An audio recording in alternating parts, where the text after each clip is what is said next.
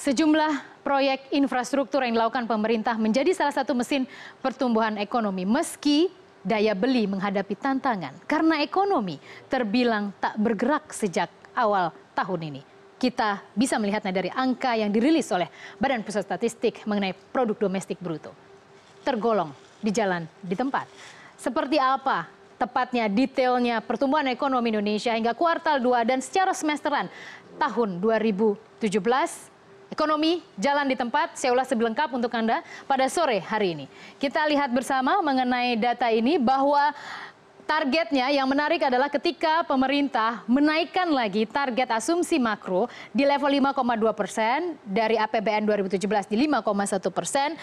Ternyata realisasi pada kuartal dua kuartal awal ataupun satu semester justru mengalami tantangan ya, saya menyebutnya tantangan. Kita lihat bersama seperti apa realisasinya.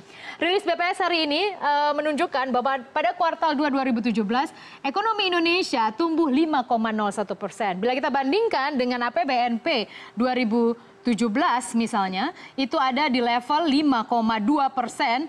Dan 5,2% ini lebih tinggi dibandingkan APBN 2017, yaitu 5,1%. Artinya ada gap yang cukup jauh dari realisasi semester pertama. Dan gap inilah, selisih inilah yang harus dikejar oleh pemerintah. Harus ada vitamin yang diberikan ke pasar. Agar nanti target ini paling tidak bisa terrealisasi. Karena agak tinggi sih, tapi kita akan tunggu seperti apa pemerintah bisa mengisi ataupun juga bisa mengejar target di 5,2% terhadap APBNP 2017. Lantas seperti apa produk domestik bruto Indonesia hingga kuartal 2? Kita lihat atas dasar harga berlaku itu mencapai 3.366,8 triliun rupiah. Dan artinya apa? Pertumbuhan ekonomi itu menjadi salah satu indikator paling penting sebuah negara. Jadi kalau misalnya sederhana saja kita mau melihat kalau pertumbuhan ekonomi itu ibaratnya tuh kayak kondisi tubuh manusia gitu. Sehat nggak dia? Tumbuh nggak ekonominya? Jadi kayak tubuh kita kalau nggak sehat akan kelihatan tuh. Nah kalau ini sehat nggak? Ya sehat sih, tapi untuk level optimal seperti yang ditargetkan pemerintah harus ada vitamin yang dimasukkan ke dalam tubuh, harus ada yang diinjek ke pasar. Kayak apa? Nanti pemerintah harus berpikir, karena jangan lupa saya akan beri Anda data selanjutnya. Karena pertumbuhan ekonomi itu ada dua. Ya, jadi berdasarkan lapangan usaha dan yang kedua adalah berdasarkan pengeluaran. Jadi kita berdasarkan lapangan usaha dulu. Ini untuk mengcapture mana saja sektor usaha di Indonesia yang sangat berkontribusi untuk pertumbuhan ekonomi. Apa kaitannya dengan kita? Ya kita pelakunya. Yang mana kita lihat sendiri. Nih kita lihat nih ya, angka ini.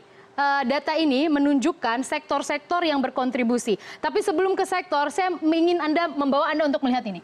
Kita untuk kuartalan stagnan ya. Ya, 5,01, 5,01. Tapi jangan ke sana dulu kita. Saya bawa Anda melihat ke sini. Apa datanya? Dari 5,18% kita turun ke 5,01%. Something is happening. Kenapa turun? Ya pasti ada alasannya. Alasannya apa? Ya mungkin dari lapangan usaha juga kita bisa bongkar kan, kita bisa bedah. Mana saja sektor-sektornya yang menurun, mana yang naik, kita lihat bersama. Untuk sektor pengolahan, industri pengolahan, ini jelas mengalami penurunan ya. Secara kuartalan saya bahasnya. Kalau saya bawa Anda secara year on year lebih jauh lagi nanti. Artinya industri pengolahan ada yang mandek di sini. Ada yang nggak jalan. Industri pengolahan itu apa? Kayak pabrik, tekstil atau baja atau apa aja gitu. Itu ada penurunan dari 0,92% menjadi 0,76%, turun dia. Ya, kita lihat. Lalu selanjutnya kita geser lagi ke konstruksi, tapi konstruksi naik. Dekat nggak sih dengan kehidupan kita? Deket banget. Jadi kalau kita terutama di beberapa kota ya, kayak di Jakarta kita lihat ada pembangunan MRT, LRT, kemudian jalan layang, tol, atau ada proyek simpang susun Semanggi. Ini membuktikan konstruksinya naik. Dan mayoritas memang ditopang oleh agresifnya pemerintah terus memboosting sektor infrastruktur untuk terus dibangun untuk sebuah target jangka panjang gitu. Naik ini oke untuk sektor konstruksi ya. Dan kita lihat bagaimana dengan Infocom. Infocom juga naik nih. Apa sih kaitannya Infocom dengan kita? Anda kemarin waktu pulang kampung pesan pesawat ke travel langsung atau ke counter pesawat? Enggak kan? Pasti melalui online. Ini dia informasi dan komunikasi. Belanja online. Apalagi kalau misalnya kemarin kalau lagi butuh untuk baju sekolah anak, mungkin sekarang juga udah banyak kan aplikasi-aplikasi bisa belanja. Travel juga sekarang udah banyak aplikasi loh untuk liburan. Itu semua udah pakai, mostly untuk masyarakat tuh udah menggunakan kemudahan aplikasi. Belanja online tepatnya. Ini yang berpengaruh. Terus kemudian apalagi? Kalau Infocom biasanya tradisi kita tuh kalau sama atasan kalau lebaranan selamat minal aidin wal faizin Bapak Ibu, mohon maaf lahiran batin, itu disebar tuh kemana-mana. Belanja kan kita beli data, kita beli pulsa, itulah yang naik karena memang momentumnya pas lebaran juga. Lalu kita lihat ke sektor perdagangan, ini dari 1,66% ya. Oke, ini dia dari 1,66% dia turun ini menjadi 0,51%. Sektor perdagangan apa? Retail, Alfamart, Indomart, apalagi perusahaan-perusahaan hypermart lain yang menjual produk secara offline, ada tokonya ataupun sektor-sektor tersebut mengalami penurunan. Nah ini nih, pemerintah nih harus fokus pada level-level ini, sektor ini, perdagangan nih, turun dari 0,66 menjadi 0,51. Padahal harusnya momentum lebaran oke dong. Ini momentum yang harusnya nggak lepas gitu, harus dikejar, diambil paling tinggi dia harusnya karena momentumnya lebaran, anak masuk sekolah, libur panjang. Tapi ini menurun. Ya, apakah dia bergeser ke Infocom seperti beberapa analisis ekonom gitu? Ya nanti pembuktian. Ada instrumen lagi untuk mengukurnya gitu. Apakah memang shifting dari retail yang biasa offline ke online itu perlu lagi pendalaman lebih. Lalu selanjutnya sektor lainnya juga mencatatkan kenaikan ya secara kuartalan tapi mencatatkan penurunan secara year on year ataupun secara tahunan. Dari sektor usaha kita bergeser ke pengeluaran, ini dia. Kan Anda sering dengar gitu. Kita 50 atau lebih dari separuh ditopang oleh belanja masyarakat. Ya iya. Kita yang belanja setiap hari itu meskipun banyak orang mengatakan bahwa pertumbuhan ekonomi yang ditopang oleh belanja masyarakat agak rapuh dalam tanda petik atau semu, tapi kita mau tidak mau suka tidak suka kita belum bergeser ke manufaktur kayak Tiongkok yang masyarakatnya justru ekonominya justru ditopang oleh manufaktur. Tapi bahkan mereka sekarang mau geser kan ke konsumsi gitu. Jadi itulah seninya ekonomi global karena masing-masing negara tuh harus beradaptasi dengan kondisi ekonominya. Kita lihat untuk pertumbuhan ini tadi yang sudah saya singgung, kita stagnan untuk kuartalan tapi kita turun bro untuk secara year on year. Jadi memang ada perlambatan kalau saya pakai kata stagnan ya secara kuartalan gitu ya, Q to Q.